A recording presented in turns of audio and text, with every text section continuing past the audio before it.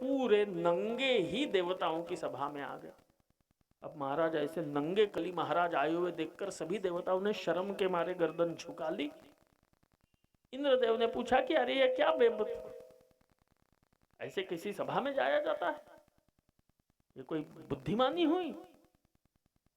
कली महाराज ने दोनों हाथ जोड़ लिए, कहे क्षमा करें महाराज, लेकिन सब लोगों की जिज्ञासा थी कि मेरा युग कैसे होगा, वो दिखाने में आया हूं। मेरे युग में आदमी कामांध बनेगा, अपनी काम वासना पर उसका संयम नहीं रहेगा। और महाराज हम कलयुग में चारों तरफ देख रहे, रोज अखबार में आए दिन पढ़ते हैं, कई 5 साल की बालिका, कई 10 साल की बालिका, अत्यंत अमानवीय कृत्य संपूर्ण समाज में चारों तरफ हो रहे हैं। लोग कामातुर हुए हैं।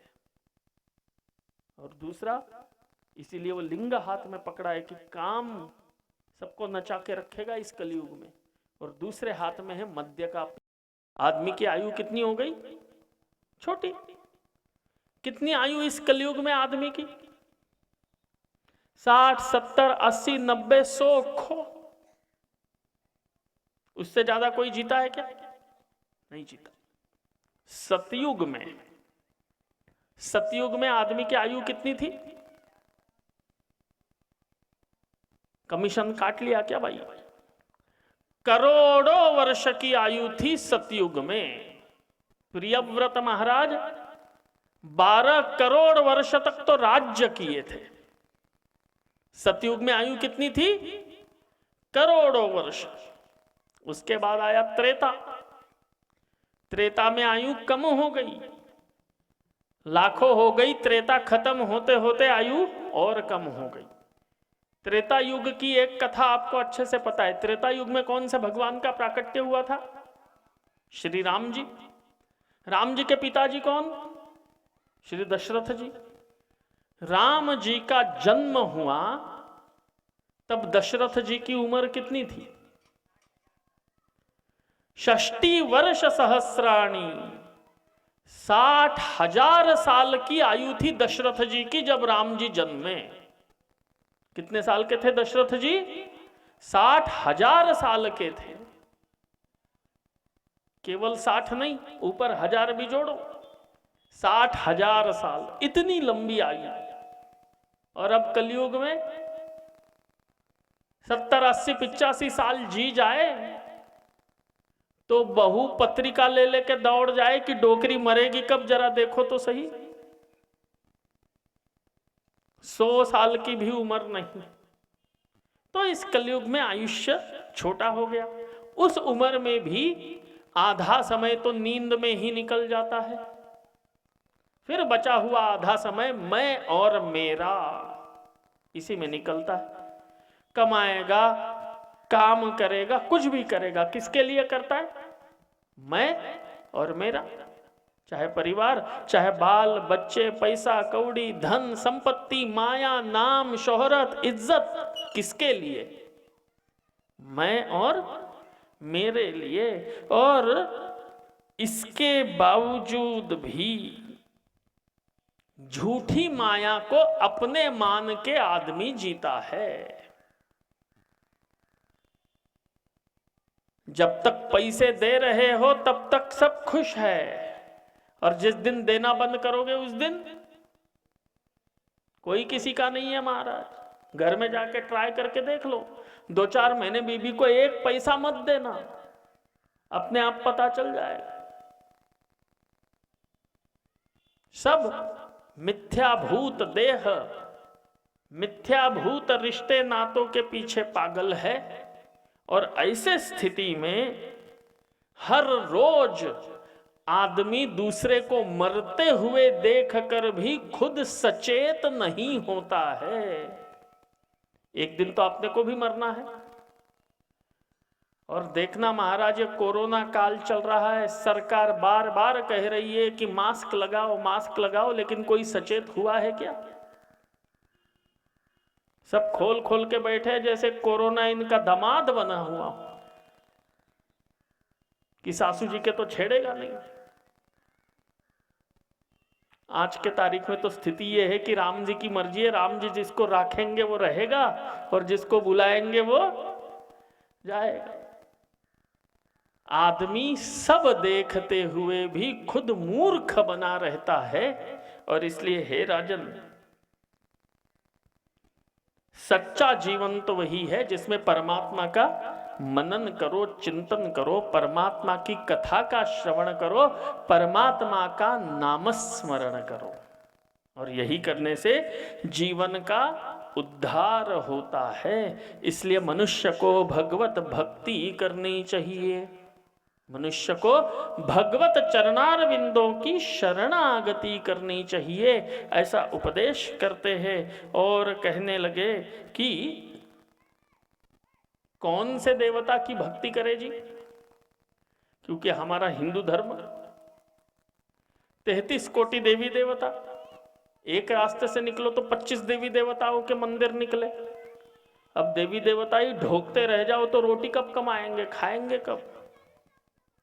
तो कौन से देवता की उपासना करनी चाहिए, उसका प्रश्न पूछने पर दिग्दर्शन करने लग गए कि जिनको वेद अध्यापन का सामर्थ्य चाहिए, वेद का जिसे विद्वान बनना है, उसने ब्रह्मा जी का पूजन करना चाहिए। ब्रह्मा जी का पूजन करने से वेद में योग्यता मिल जाएगी। जिनको इंद्रियों का सामर्थ्य चाहिए, उन्होंने इंद्र का पूजन करना चाहिए। जिनको प्रजा की वृद्धि, घर में बाल बच्चे होने चाहिए, उन्होंने दक्ष का पूजन करना चाहिए, घर में बाल बच्चे हो जाएंगे। जिनको लक्ष्मी जी चाहिए, और लक्ष्मी जी तो सभी को चाहिए, कोई है क्या जिसको लक्ष्मी नहीं चाहिए? जिसको लक्ष्मी चाहिए उन्होंने दुर्गा देवी का पूजन करना चाहिए। दुर्गा जी की पूजा करने से लक्ष्मी जी आती है। दुर्गा देवी का पूजन करने से कौन आएगी? लक्ष्मी जी आएगी। जिनको अपना प्रभाव चाहिए, उन्होंने अग्नि नारायण का पूजन करना चाहिए। जिनको खूब सारा सोना चाहिए, उन्होंने वसुओं का पूजन करना चाहिए, तो खूब सारा सोना मिलेगा। जिनको लंबी आयु चाहिए, उन्होंने अश्विनी कुमार का पूजन करना चाहिए, तो लंबी आयु मिलेगी। कोरोना का बाप भी फिर कुछ बिगाड़ नहीं पाएगा। जिनको सुंदरता चाहिए, उन्होंने गंधर्वों का पूजन करना चाहिए, तो सुंदरता प्राप्त होती है। जिनको विद्या चाहिए, उन्होंने शिव जी का पूजन करना चाहिए, जिससे विद्या प्राप्त होती है। तो महाराज परीक्षित जी पूछने लग गए राजा कि महाराज पैसा भी चाहिए, विद्या भी चाहिए, सुंदरता भी चाहिए, शरीर की ताकत भी चाहिए, लंबी आयु भी चाहिए, सब कुछ चाहिए, तो क्या जीवन भर माला ही फेरेंगे क्या? अभी इस देवता की, फिर उस देवता की, फिर उस देवता की। तो हंसते हुए सुखदेव जी कहने लग गए राजा, ये तो मैंने सामान्य बुद्धि वालों के लिए बता दिया था, लेकिन जो विद्वान होते हैं, जो बुद्धिमान होते हैं, वो एक एक चीज के लिए एक एक देवता की माला नहीं फेरते हैं। फिर क्या करते हैं? जैसे आजकल होता है कि नहीं, पहले क्या होता था? दाल चावल आटा गेहूं लाना है तो किसकी दुकान में जाते थे? किराने की दुकान में। भाई sari blouse petticoat shirt pant लेनी है, धोती लेनी है, तो किसकी दुकान में जाते थे? कपड़े वाले। पायजेब लेनी है, गले का मंगलसूत्र लेना है, कान का लेना है, तो किसकी दुकान में जाते थे? सोनार की दुकान में जाते थे। आजकल क्या हो गया? बड़े बड़े मॉल बन गए। एक मॉल में जाओ तो सारी चीजें उसी जगह मिल जाती है, डिपार्टमेंटल स्टोर। अलग अलग दुकानों में जाना पड़ता है क्या? नहीं जाना पड़ता, एक ही जगह सब मिल जाता है। तो वैसे ही हे राजा, अलग अलग देवी देवताओं को उपासना करते रहोगे तो मिलेगा सब, लेकिन बस तू तो माला ही फेरने में चक्कर में उलझ जाएगा। लेकिन जो बुद्धिमान होता है वो अलग अलग अलग 10 जगह भटकता नहीं है, एक साधे सब सधे। अकाम सर्व कामो वा मोक्ष काम उदारधी तीव्रेण भक्ति योगेन यजेत पुरुषम परम। वह परम पुरुष श्री कृष्णचंद्र महाप्रभु का, श्रीमन नारायण महाप्रभु का जो यजन करता है उसे सब कुछ मिल जाता है। बोलिए श्रीमन नारायण भगवान की जय। और इसीलिए कहते हैं नारायण परमात्मा बड़े दीन दयाल है। परमात्मा नारायण कैसे है? बड़े दीन दयाल है। जो सच्चे मन से उनकी उपासना करता है उस पर कृपा ही कृपा होती है। और इसीलिए प्रभु श्रीमन नारायण भगवान की उपासना करने से सब कुछ मिल जाता है। नारायण दीन दयालु रे भज मन राधे गोविंदा। नारायण दीन दयालु रे भज मन राधे गोविंदा। नारायण दीन दयालु रे भज मन राधे गोविंदा। नारायण दीन दयालु रे भज मन राधे गोविंदा। राधे गोविंदा भजो राधे गोविंदा। राधे गोविंदा भजो राधे गोविंदा। राधे गोविंदा भजो राधे गोविंदा। राधे गोविंदा भजो राधे गोविंदा। नारायण दीन दयालु जय हो भज मन राधे गोविंदा। नारायण दीन दयालु रे भजो मन राधे गोविंदा। नारायण परम कृपालु रे भज मन राधे गोविंदा। नारायण परम कृपालु रे भजो मन राधे गोविंदा। नारायण दीन दयालु रे भजो मन राधे गोविंदा। नारायण दीन दयालु रे भजो मन राधे गोविंदा।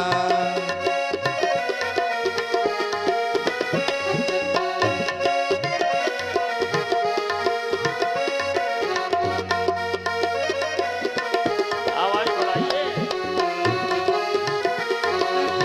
आप नहीं ये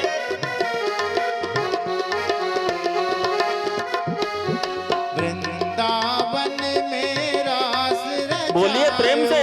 वृंदावन में रास रचायो। वृंदावन में रास रचायो। वृंदावन में रास रचायो। लूट लूट दधी माखन खायो। लूट लूट दधी माखन खायो। लूट लूट दधी माखन खायो। लूट लूट दधी माखन खायो। मोहन रास बिहारी रे भजो मन राधे गोविंदा। मोहन रास बिहारी रे भजो मन राधे गोविंदा। मोहन रास बिहारी रे भजो मन राधे गोविंदा। मोहन रास बिहारी रे भजो मन राधे गोविंदा। नारायण दीन दयालु रे भजो मन राधे गोविंदा। नारायण दीन दयालु रे भजो मन राधे गोविंदा।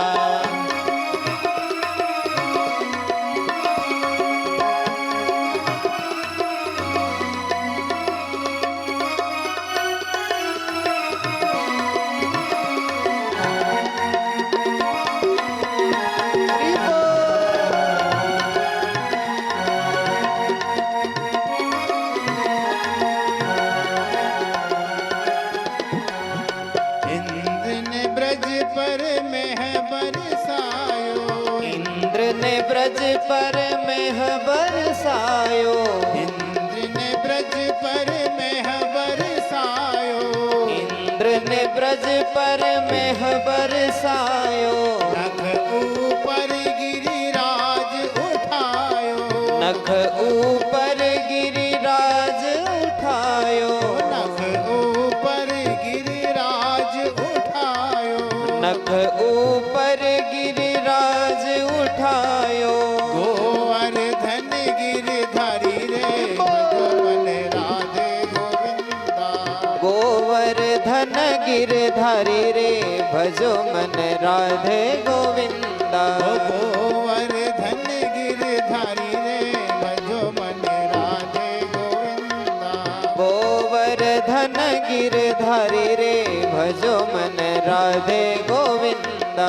नारायण दीन दयालु रे भजो मन राधे गोविंदा, नारायण दीन दयालु रे भजो मन राधे गोविंदा।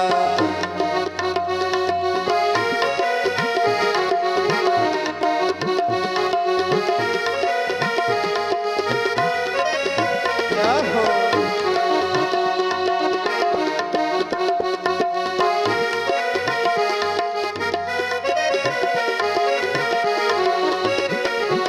चुरा चुरा कर माखन खायो, चुरा चुरा कर माखन खायो, चुरा चुरा कर माखन खायो, चुरा चुरा कर माखन खायो।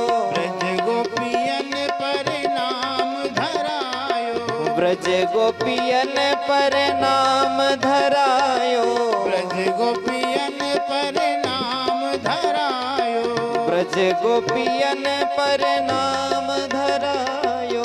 माखन चोर मुरारी रे भजो मन राधे गोविंदा, माखन चोर मुरारी रे भजो मन राधे गोविंदा, माखन चोर मुरारी रे भजो मन राधे गोविंदा, ओ माखन चोर मुरारी रे भजो मन राधे गोविंदा। नारायण दीन दयालु रे भजो मन राधे गोविंदा, नारायण दीन दयालु रे भजो मन राधे गोविंदा। हरि बोल।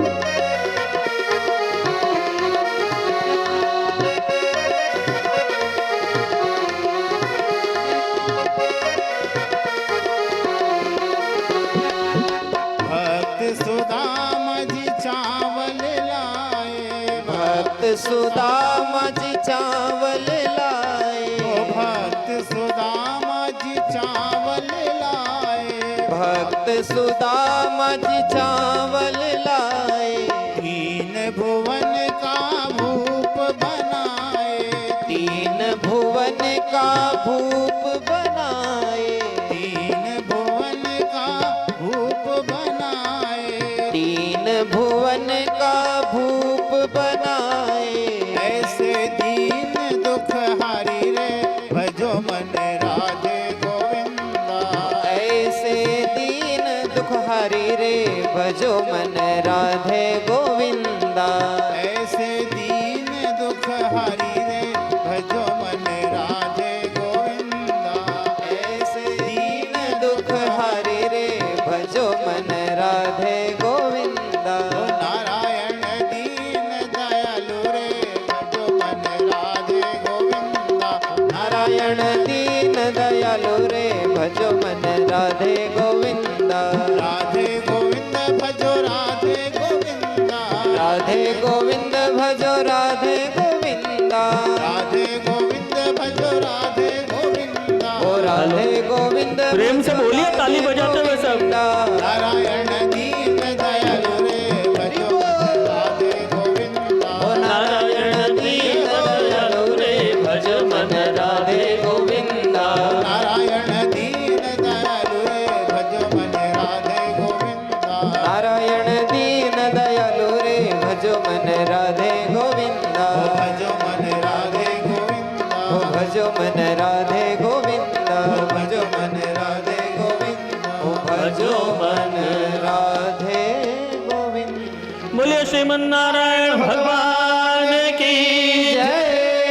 राधा कृष्ण भगवान की जय। श्रीमद् भागवत महापुराण की जय। और इसीलिए जो बुद्धिमान होते हैं वो परमात्मा के श्री चरणों की शरणागति करते हैं और एकाश्रय में रहकर अपने जीवन के समय को सदुपयोग करते हैं। और यहां से श्रीमद् भागवत महापुराण की कथा में ब्रह्म नारद संवाद का प्रारंभ होता है और सृष्टि की उत्पत्ति की कथा यहां श्रवण कराने लगते हैं कि सृष्टि की उत्पत्ति कैसे हो। सृष्टि के उत्पत्ति की कथा श्रवण कराते हैं। हमने पहले सुना कि परमात्मा का काम है जगत की उत्पत्ति करना, पालन करना, विनाश करना। तो जगत की उत्पत्ति परमात्मा की, जगत की उत्पत्ति परमात्मा की इच्छा जब होती है तब होती है। सो कामयत बहुस्याम प्रजा येति सतपो तप्यता सतपस्तप्त्वा। उसकी इच्छा, उसकी माने किसकी? परमात्मा की। बहुश्याम प्रजा येति, अनेक प्रकार की प्रजा मैं उत्पन्न करूं, ऐसी जब परमात्मा की इच्छा होती है तो परमात्मा सृष्टि करते हैं। परमात्मा की इच्छा हुई कि मैं अनेक प्रकार की प्रजा का पिता बनूं और इसलिए परमात्मा सृष्टि करते हैं। सृष्टि करने के लिए परमात्मा तपस्या में लीन हो गए। परमात्मा ने तपस्या की और परमात्मा ने तपस्या करने के पश्चात परमात्मा सृष्टि करना प्रारंभ किए। यह सृष्टि का उपक्रम ये श्रीमद् भागवत महापुराण के द्वितीय स्कंद में पूरा वर्णन किया गया है। अत्यंत गूढ़, अत्यंत गंभीर विषय है सृष्टि की उत्पत्ति, जिसे आज तक वैज्ञानिक भी इतने साल खोज करके ढूंढ नहीं पाए हैं। ऐसे हमारे सृष्टि की उत्पत्ति का वर्णन हमारा श्रीमद् भागवत महापुराण हमें श्रवण कराता है। परमात्मा की जब एक से अनेक होने की इच्छा होती है तो परमात्मा सृष्टि करते हैं और तब परमात्मा ही दो रूप में विभाजित हो जाते हैं। परमात्मा जब सृष्टि करने की इच्छा करते हैं तो स्वतः परमात्मा अपने आप दो रूपों में विभाजित हो जाते हैं। एक रूप में वही परमात्मा प्रकृति बन जाते हैं और एक रूप में वही परमात्मा पुरुष बन जाते हैं। क्या हो गया? प्रकृति और पुरुष के रूप में परमात्मा स्वयं व्यक्त हो जाते हैं। उसी समय उस पुरुष में काल, काल माने समय, कर्म माने क्रिया, उस पुरुष में काल, कर्म और स्वभाव अपने आप प्रकट हो जाते हैं। काल, कर्म और स्वभाव किसमें प्रकट हुआ? पुरुष में। काल, कर्म और स्वभाव ये पुरुष में प्रकट हो गया। काल से प्रकृति के गुणों का क्षोभ होता है। यह समझने में थोड़ा कठिन है, मुझे पता है, लेकिन प्रयत्न तो करो। काल, कर्म और स्वभाव किसमें उत्पन्न हुआ है? पुरुष में काल, कर्म और स्वभाव उत्पन्न हुए। काल का माने समय का प्रकृति के गुणों से क्षोभ होता है, माने स्फोट होता है, और उससे स्वभाव से उसमें परिणाम होता है। और कर्म से महत तत्व का जन्म होता है। किसका जन्म हुआ? महत तत्व का जन्म होता है। महत तत्व से अहंकार का जन्म होता है। अहंकार 3 तरह का है, सात्विक अहंकार, राजस अहंकार और तामस अहंकार। सत्व, रज और तम 3 गुणों का अहंकार प्रकट होता है। तामस अहंकार से पंच तन्मात्र और पंच महाभूत उत्पन्न होते हैं। पृथ्वी, जल, अग्नि, वायु और आकाश, ये परम पुरुष के तामसिक अहंकार से प्रकट होते हैं। पंच महाभूत उत्पन्न होते हैं। पंच तन्मात्र माने अणु, एटॉमिक फॉर्म ऑफ एलिमेंट्स, ये उत्पन्न होते हैं। सात्विक अहंकार से इंद्रियों के अधिष्ठाता देवता उत्पन्न होते हैं और मन उत्पन्न होता है। मन है ना हमारा, ये परमात्मा के सात्विक अहंकार से मन की उत्पत्ति होती है। और परमात्मा के ये सारे तत्व मिलाकर परमात्मा ने एक बहुत बड़े अंड की रचना की, एक बड़ा सा अंडा बनाया। देखना, परमात्मा एक से अनेक होते हैं तो सबसे पहले परमात्मा और प्रकृति अलग अलग हो गए, वही परमात्मा 2 भागों में बन गए। फिर प्रकृति और पुरुष से पंच महाभूत, पंच तन्मात्र, पंच ज्ञानेन्द्रिय, पंच कर्मेंद्रिय, मन, बुद्धि, चित्त और अहंकार, ऐसे 24 तत्व उत्पन्न हुए। यही 24 तत्वों से प्रकृति बनी और यही 24 तत्वों को एकाकार बनाकर एक बहुत बड़ा अंडा परमात्मा ने तैयार किया। स्वयं ब्रह्म के द्वारा, स्वयं परमात्मा के द्वारा इस अंड की रचना होने के कारण से इस अंड का नाम ब्रह्मांड हो गया। ब्रह्मांड की निर्मिति हो गई। बोले सच्चिदानंद भगवान की जय। ब्रह्मांड की निर्मिति हुई। अब उसी ब्रह्मांड का छेदन करके, उसी ब्रह्मांड का फाड़ करते हुए उसमें से परमात्मा स्वयं प्रकट हो गए। बोले सच्चिदानंद भगवान की जय। और परमात्मा प्रकट होते ही परमात्मा ने अपनी सृष्टि का कर्म प्रारंभ किया।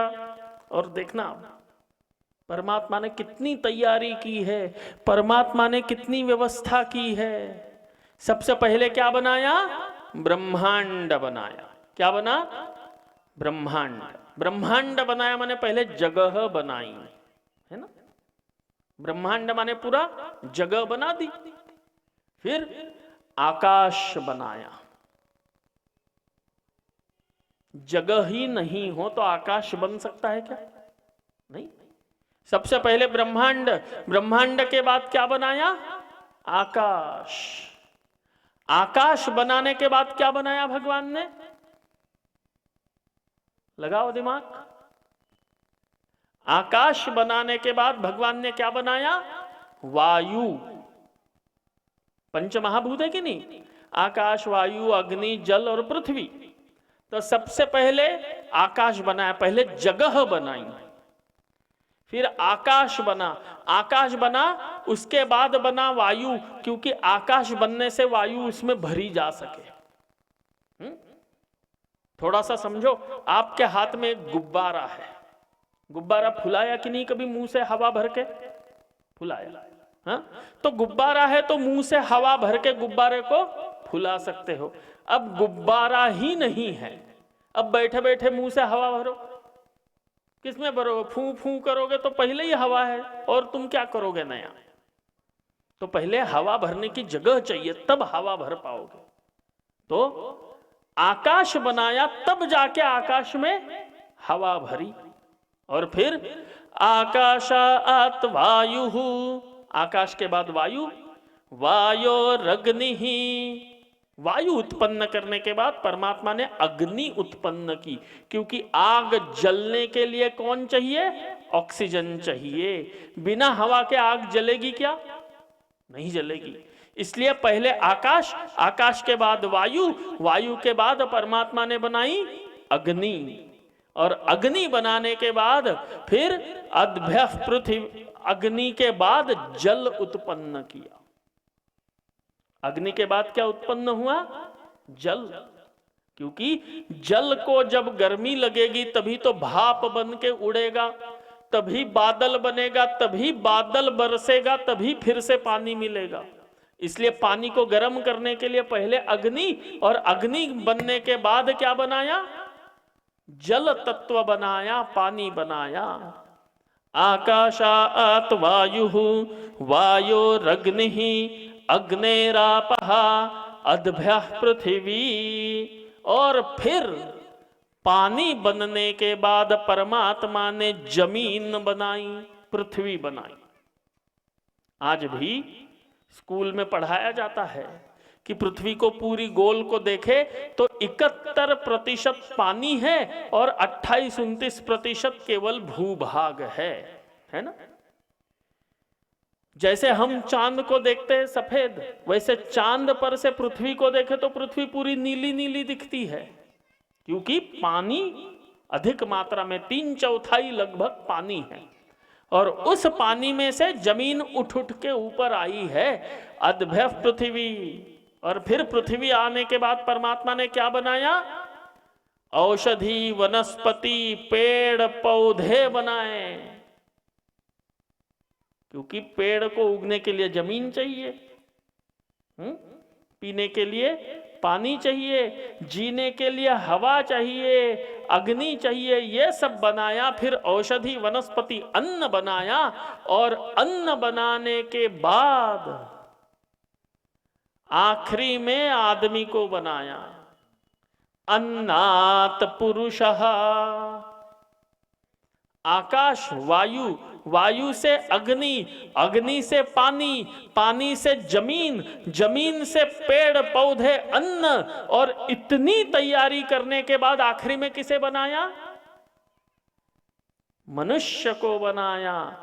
ओषधीभ्योन्नम अन्नात पुरुषः, और तब जाके कि ये पुरुष जन्म लेगा, ये मनुष्य, ये जीव जंतु जन्म लेंगे, तो इनके खाने पीने की, रहने की सारी व्यवस्था किसने कर दी? पहले परमात्मा ने कर दी। और वही सृष्टि का प्रकरण वर्णन कर रहे हैं। और फिर सारी सृष्टि बनने के बाद परमात्मा की इच्छा हुई कि अब मैं जीव को प्रकट करूं, और उसी समय परमात्मा एक रूप में श्री शेषशय्या पर विराजमान है। अथाह समुद्र है, उस समुद्र में शेषशय्या है। शेषशय्या पर अपनी योग निद्रा में श्री नारायण भगवान लेटे हुए हैं, और उसी समय में नारायण भगवान के नाभि से एक कमल का फूल उत्पन्न हुआ। धीरे धीरे धीरे धीरे उस कमल के फूल की डंठल लंबी होने लग गई। फूल बढ़ते बढ़ते डंठल लंबी होते होते होते होते उस समुद्र के सतह तक आ गया। समुद्र के जल से कमल का पुष्प बाहर आ गया। सूरज की किरण पड़ गई, कमल का फूल खिल गया, और उसी कमल के फूल में ब्रह्मा जी प्रकट हो गए। बोलिए ब्रह्मदेव भगवान की जय। सनाभिकमले विष्णु स्थितो ब्रह्मा प्रजापति, जिनको प्रजापति कहते हैं, जिनको ब्रह्मदेव कहते हैं, ऐसे ब्रह्मदेव श्रीमन नारायण भगवान के नाभि से प्रकट हुए कमल में उत्पन्न हो गए। सबसे पहले प्राकट्य श्री ब्रह्मा जी का हुआ, और इसीलिए ब्रह्मा जी को क्या कहा जाता है? लोक पितामह। ब्रह्मा जी कौन है? लोक पितामह है। और जैसे ही ब्रह्मा जी उत्पन्न हुए ब्रह्मा जी ने देखा ऊपर गगन विशाल, मैं कौन हूं, मैं कहां से आया, मेरा आधार क्या है, ऐसे प्रश्न ब्रह्मा जी के मन में आए और ब्रह्मा जी उसी कमल में उठ के बैठ गए। दाहिने तरफ मुंह घुमाया तो एक नया मुंह दाहिने में आ गया, बाहिने तरफ मुड़ाए तो बाएं में एक नया मुंह आया, पीछे देखे तो पीछे नया मुंह, ऊपर देखे तो नया एक ऊपर मुंह बन गया। और ब्रह्मा जी कितने मुंह के बन गए? 5 मुख के ब्रह्मा जी हो गए, पंचमुखी ब्रह्मा। और हम कितने मुंह कहते हैं ब्रह्मा जी के? 4। तो एक मुंह किसी को किराए पे दे दिया क्या ब्रह्मा जी ने? एक समय शिव जी को आया क्रोध, कोई बात हो गई तो शिव जी ने ब्रह्मा जी की एक मुंडी उड़ा दी, ब्रह्मा हत्या लग गई शिव जी को। फिर वो मुंडी शिव जी के हाथ से आके चिपक गई, अब वो छूटे ही नहीं। अब क्या करे? शिव जी गए नारायण के पास कि प्रभु कुछ तो मार्ग बताओ, ये खोपड़ी हाथ से निकले तब, न खाते बने न कुछ करते बने, हाथ खोपड़ी में चिपक गया। और खोपड़ी भी ऐसी वैसी नहीं, किसकी? ब्रह्मा जी की। ब्रह्म कपाल है वो, ब्रह्मा जी की खोपड़ी। तब जाके श्रीमन नारायण भगवान ने कहा कि शिव जी इसी खोपड़ी में, इसी खप्पड़ में, खपाल में भिक्षा मांगो, जहां यह खप्पड़ भर जाएगा वहां आपके हाथ से छूट जाएगा। अब शिव जी त्रिलोक में भिक्षा मांगते घूमे, लेकिन वह खप्पड़ भरे ही नहीं, कितनी भी भिक्षा डालो सब गायब। करते करते करते शिव जी भिक्षा मांगते मांगते श्री बद्रीनाथ पहुंच गए, और बद्रीनाथ में नारायण भगवान से भिक्षा मांगे। और जो दाल चावल का अटका भोग बद्रीनाथ भगवान को लगाया गया, उसी से बद्रीनाथ भगवान ने उस खप्पड़ में शिव जी को भिक्षा डाली और खप्पड़ भर गया और छूट गया। बोलिए बद्री भगवान की जय। बद्रीनाथ भगवान में खप्पड़ भरा और खप्पड़ छूटा। और इसीलिए आज भी हमारे यहाँ पर जो लोग बद्री धाम यात्रा करते हैं, अपने माता पिता यदि दिवंगत हुए हैं, अपने पितरों के लिए ब्रह्म कपाली पर पिंडदान जरूर करते हैं, क्योंकि ब्रह्म कपाली पर पिंड देने से अपने पितरों को नित्य पिंड प्राप्त होता है, पूर्ण तृप्ति हो जाती है पितरों की। तो ब्रह्मा जी कितने मुंह वाले हो गए थे? 5 मुंह हो गए ब्रह्मा, पंचमुखी ब्रह्मा हो गए। तब तक पूरी सृष्टि में कोई भी दूसरा जीव है क्या परमात्मा के अलावा? एक परमात्मा जो लेटे हैं, नाभि कमल निकला है, और उसमें केवल एक ही जीव है जो है ब्रह्मा। अब ब्रह्मा जी उत्पन्न हुए, 5 मुख वाले हो गए, और उसी समय उस धीर गंभीर उस नील सागर की लहरों में से ब्रह्मा जी को तप तप ये अक्षर सुनाई दिए। हे ब्रह्मा तपस्या करो, तप तप। ब्रह्मा जी ने सुना और ब्रह्मा जी तपस्या करने लग गए।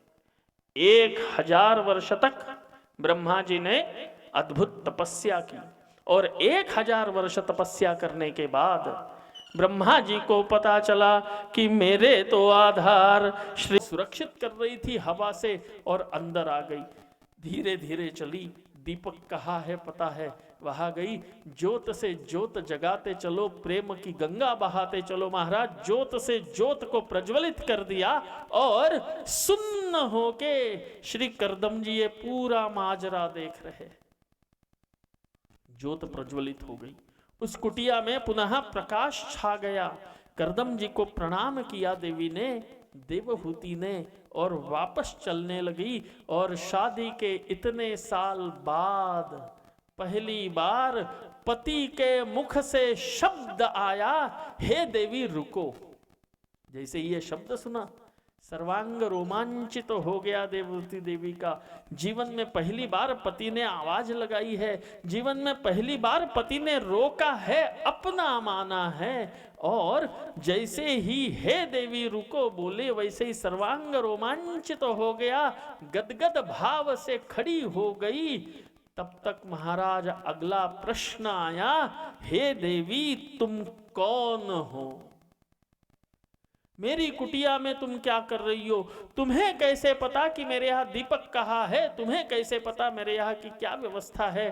टप टप टप करके अश्रुबिंदु नेत्र से टपटपाते हुए जमीन पर गिरने लग गए। सिसकते हुए देवहूति देवी कहती है, प्रभु वो दिन याद करो, मेरा पानी ग्रहण मेरे माता पिता ने आके आपसे कराया था। प्रभु मैं आपकी पाणिग्रहीता धर्म पत्नी देवहूति हूं, और अब तो महाराज कर्दम ऋषि के काटो तो खून नहीं कि अरे मेरी पाणिग्रहीता, मेरी धर्म पत्नी, हाय देवहूति तेरी क्या स्थिति हो गई? अब तो महाराज करहा करी धरिला शिवांगी, कर को पकड़ लिया है अपने प्रिया का, अपने धर्म पत्नी का हाथ हाथ में लिया है, दीपक बाजू में रखा, बैठे दोनों ने बड़े प्रेम से बात की। कहे कि देवी मेरे धर्म अनुष्ठान यजन याजन आदि के क्रम में न चाहते हुए भी अनजाने में तुम पर अन्याय सा हो गया देवी, लेकिन अब तुम चिंता मत करो।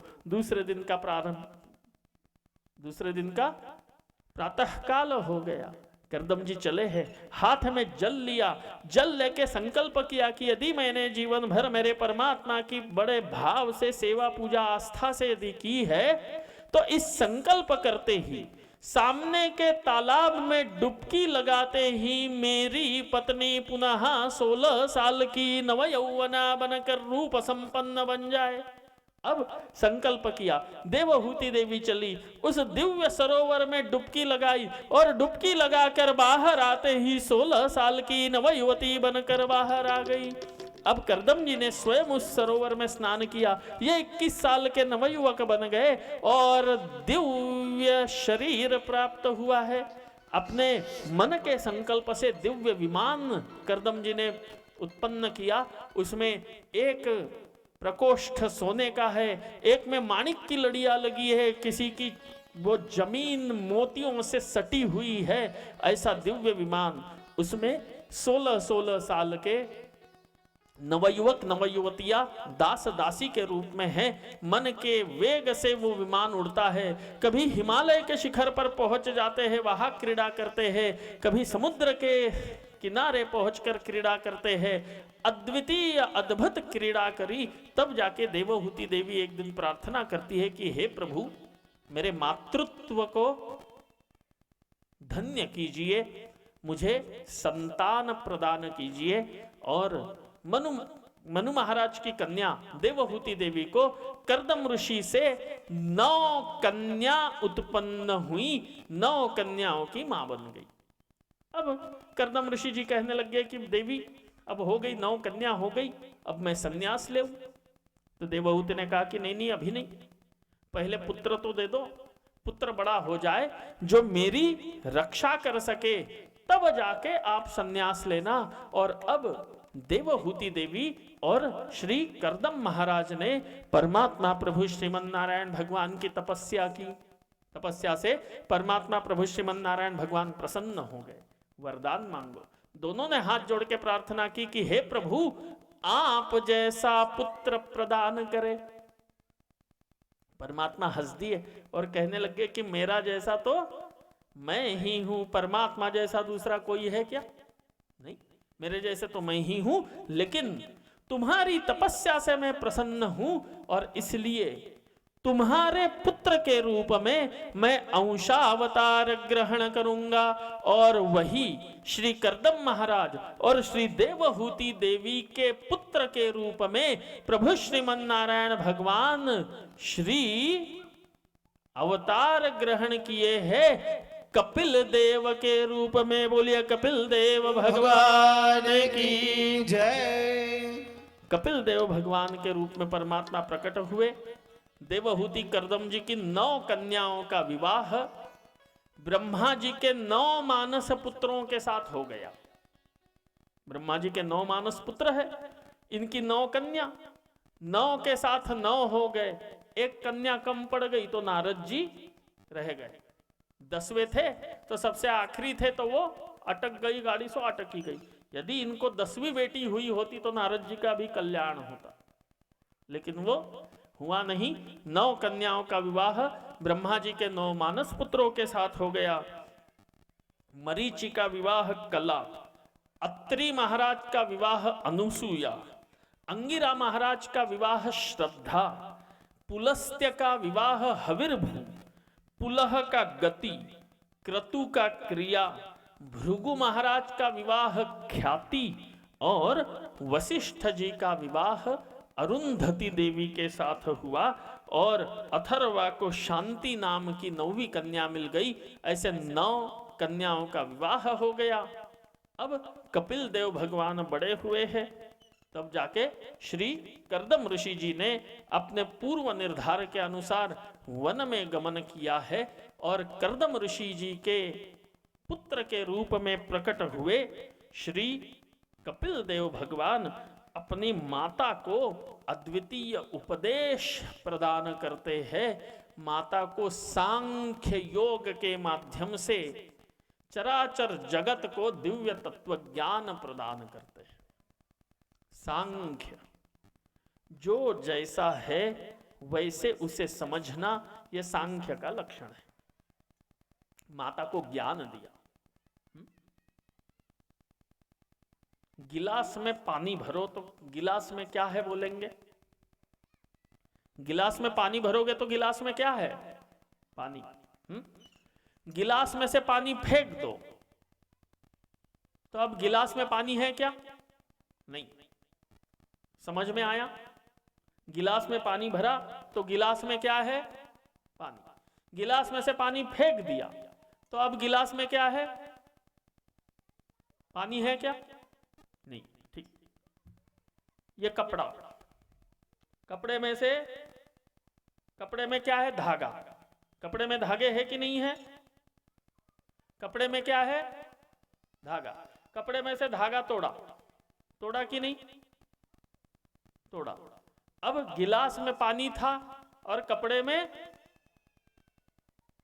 नहीं। समझ में आ रहा है? गिलास में क्या था, कपड़े में क्या था? पक्का?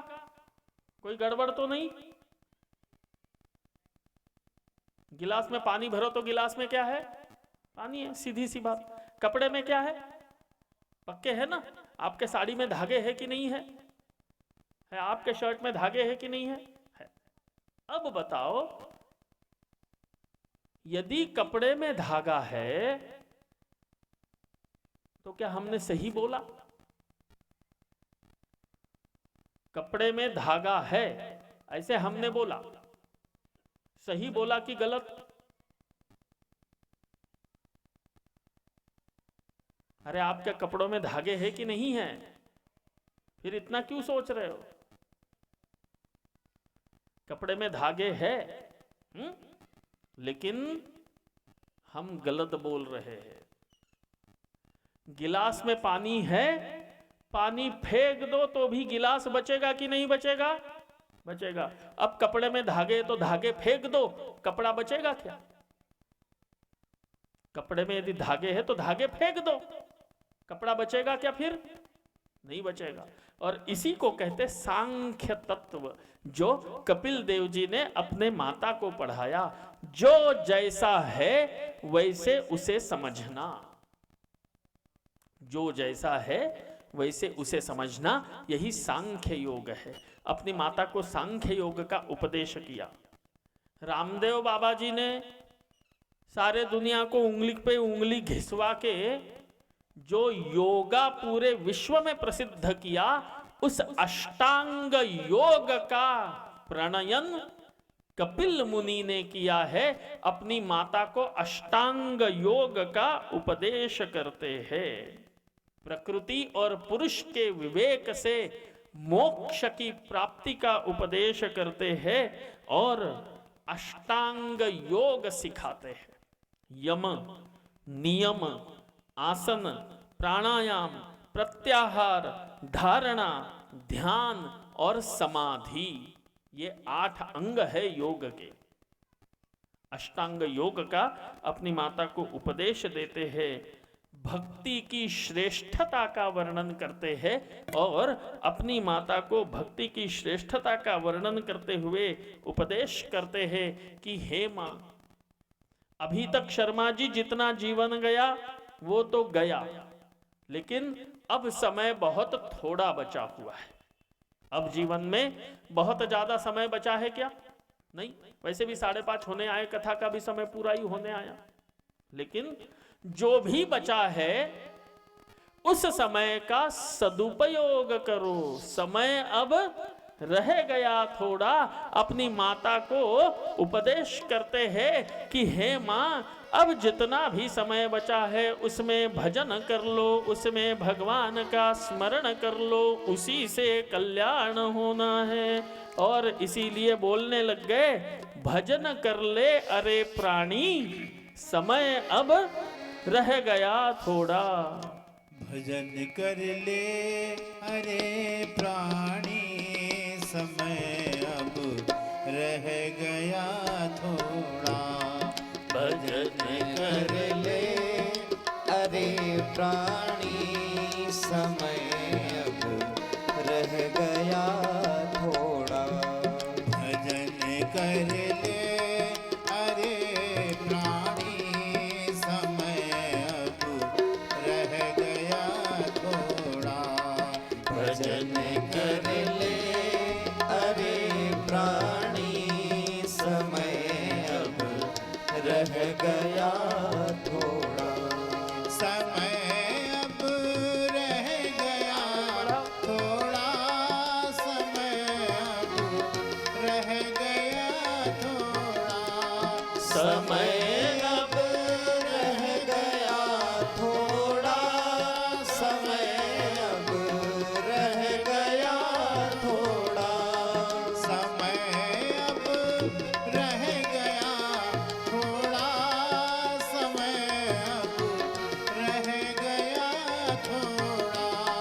समय अब रह गया थोड़ा, समय अब रह गया थोड़ा।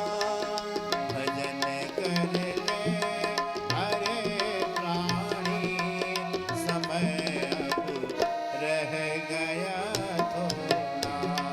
भजन कर ले अरे प्राणी, समय अब रह गया थोड़ा।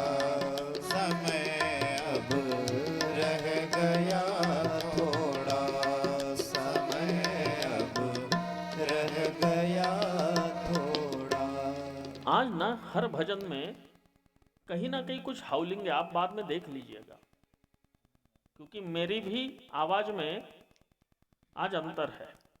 भजन में तो एक हाउलिंग है ही, माने वो भजन मुझे से सुना नहीं जा रहा है,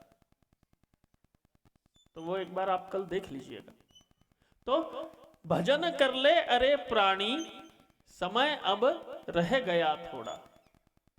और कल इतना परफेक्ट था आपका साउंड हर हिसाब से, माने कल हम रात में भोजन करते कि आज सवेरे ही बात कर रहे थे कि आउट ऑफ एक्सपेक्टेशन इतना परफेक्ट साउंड था आपका।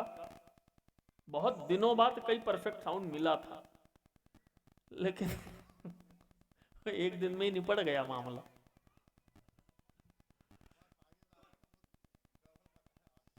अच्छा, हाँ, तो एक बार आप कल देख लीजिएगा, otherwise yesterday it was so perfect, I was overjoyed yet.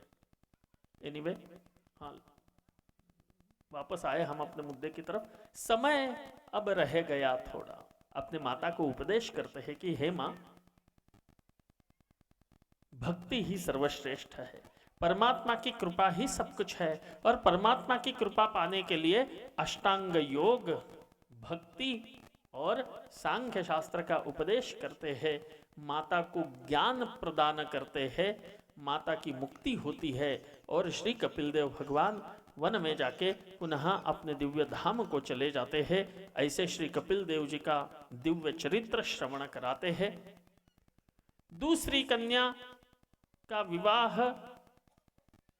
पुत्री का धर्म के साथ हुआ, और तीसरी कन्या का विवाह श्री शिवजी के साथ हुआ।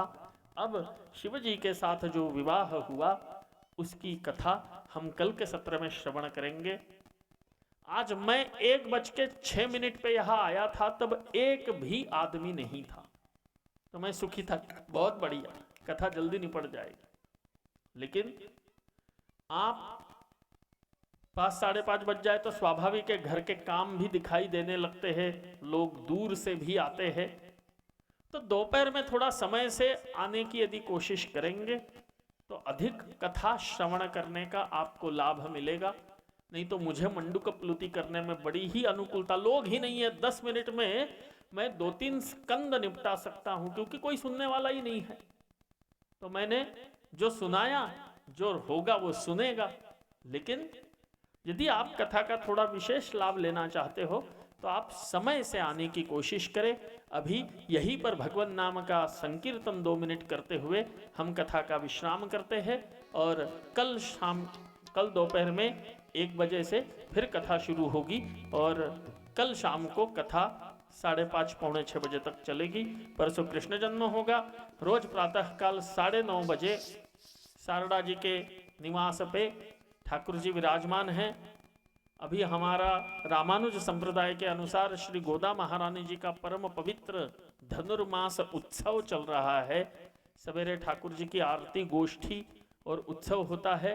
आप में से कोई आना चाहे तो सवेरे दर्शन के लिए आ सकते हैं। 10:30 बजे तक, 9:30 से 10:30 1 घंटा ठाकुर जी के दर्शन होते हैं। आप आके दर्शन कर सकते हो।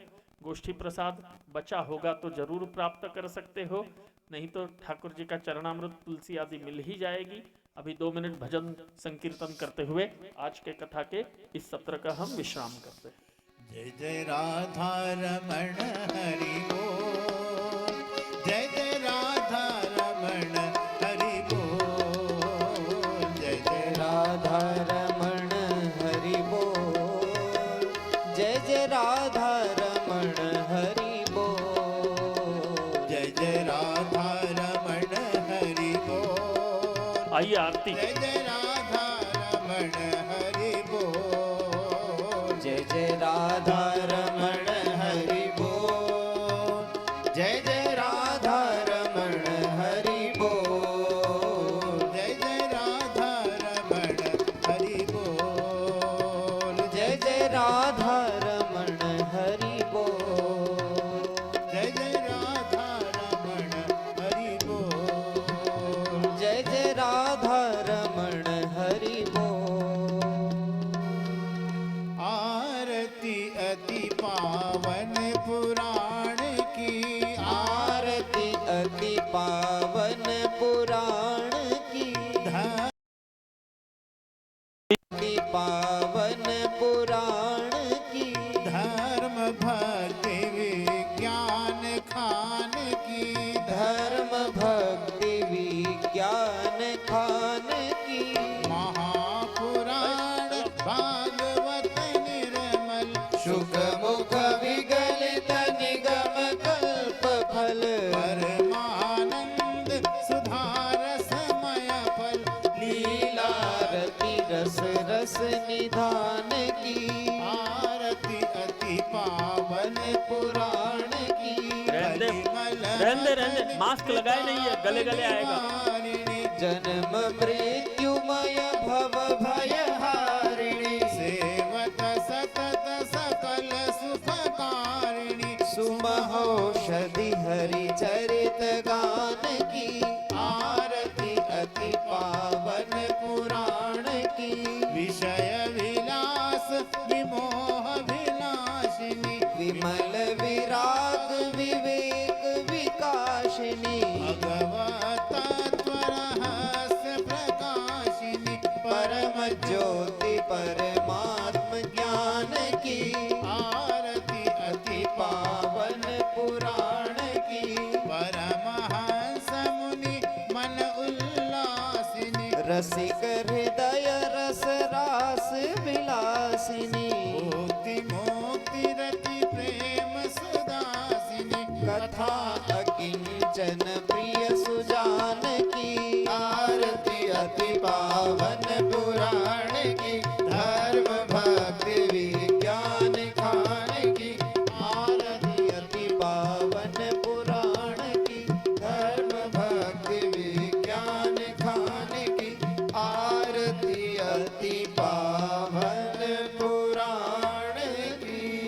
बोले श्रीमद् भागवत महापुराण की जय। आरार्धिक्यं समर्पयामि जलेन शीतलीकरणम् आत्मा विवन्दनमात्मरक्षार्थे स्वयं गृहीत्वा हस्तौ प्रक्षाल्य हस्ते पुष्पमादाय मन्त्रपुष्पाञ्जलि। ॐ यज्ञेन यज्ञमयजन्त देवास्तानि धर्माणि प्रथमान्यासन्न देहनाकं महिमानः सजन्त यत्र पूर्वे साध्याः सन्ति देवाः। ॐ विश्वक्सेनाय विद्महे वेत्रहस्ताय धीमहि तन्नः सेनानि प्रचोदयात्। ॐ ज्ञानगङ्गायै च विद्महे पञ्चम वेदाय धीमहि तन्नो भागवतं प्रचोदयात्। नानासुगन्धि पुष्पाणि यथा कालोद्भवानि च पुष्पाञ्जलिर्मया दत्तं गृहाण परमेश्वर। श्री पुराण पुरुषोत्तमाय नमः। श्री कृष्णाय नमः। मंत्र पुष्पाञ्जलिं समर्पयामि।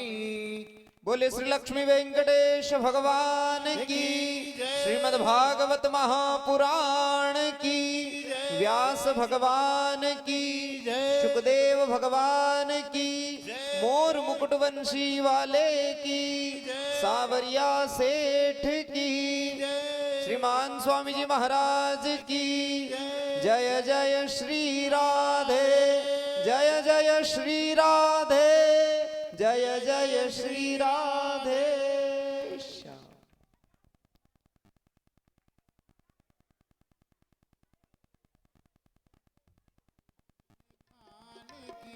धर्म भक्ति विज्ञान खान की, महापुराण भागवत निर्मल सुख मुख विगलित निगम कल्प फल, परमानंद सुधारसमय फल, लीलारती रस रस निधान की, आरती अति पावन पुराण की, रहने जन्म मृत्युमय भव भय हारिणी, सेवत सतत सकल सुखकारिणी, सुमहोषधि हरि चरित गान की, आरती अति पावन पुराण की, विषय विलास विमोह विनाशिनी, विमल विराग विवेक विकाशिनी, भगवत रहस्य प्रकाशिनी, परम ज्योति परमात्म ज्ञान की, आरती अति पावन पुराण की, परमहंस मुनि मन उल्लासिनी, रसिक हृदय रस रास विलासिनी, मुक्ति मुक्ति रति प्रेम सुदासिनी, कथा अकिंचन प्रिय सुजान की, आरती अति पावन पुराण की, धर्म भक्ति विज्ञान खान की, आरती अति पावन पुराण की, धर्म भक्ति विज्ञान खान की, आरती अति पावन पुराण की। बोले श्रीमद् भागवत महापुराण की जय। आरार्धिक्यं समर्पयामि जलेन शीतलीकरणम् आत्मा विवन्दनमात्मरक्षार्थे स्वयं गृहीत्वा हस्तौ प्रक्षाल्य हस्ते पुष्पमादाय मन्त्रपुष्पाञ्जलि।